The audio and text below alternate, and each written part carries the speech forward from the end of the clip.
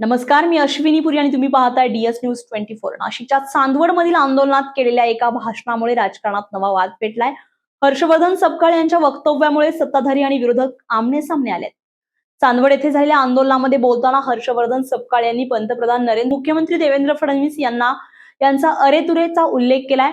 या भाषणाचा video social मीडियावर व्हायरल होताच राजकीय वर्तुळात तीव्र प्रतिक्रिया उमटू लागल्या।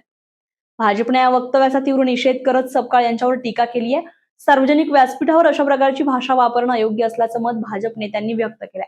दरम्यान विरोधकांकडून मात्र या वक्तव्याचं समर्थन केलं जात असून आंदोलनाच्या पार्श्वभूमीवर भावना व्यक्त झाल्याचं सांगितलं जात आहे। तर या संपूर्ण प्रकरणामुळे नाशिकसह राज्याच्या राजकारणामध्ये वातावरण तापलेलं आहे। आरोप प्रत्यारोपांचा सिलसिला सुरू झालेला आहे। सपकाळ यांच्या वक्तव्यावरून पुढे काय राजकीय घडामोडी होत आहेत याकडे सर्वांचंच लक्ष लागलेलं आहे। शेतकरी उपाशी, फडणवीस मोदी उपाशी।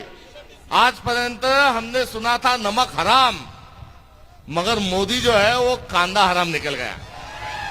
काय म्हणाला की मी कांदा खाल्लाय, मी तुमचा कांदा खाल्लाय, मी तुमच्याशी बेईमानी करणार नाही। बेईमानी म्हणजे इमानदारी का बेईमानी? पहा किती बेईमानी केली। मोदी जेव्हा पंतप्रधान झाला, मनमोहन सिंग साहेब गेले, तेव्हा कांद्याचा भाव काय होता? 3000 2014। आज काय? हरामखोर म्हणायचं, कांदाखोर म्हणायचं, बेईमान म्हणायचं, नालायक म्हणायचं का त्याला बोटल खेटर घेऊन दाखवायचं?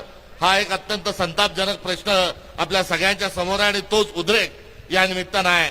3000 भाव असा कसा देत नाही, ही भूमिका घेऊन आपल्याला जायचंय। आणि ही भूमिका घेऊन जात असताना त्यावर सगळंच बोलले। आणि जो घेतला जाणार आहे कांदा, हाही व्यापाराचा घेतला जाणार आहे। चीट भी मेरी, पट भी मेरी, आंटी मेरे बाप की, असा हे नालायक जे सरकार आहे, हे फडणवीस जे आहेत तेही काय म्हणाले 2400 रुपये देऊ।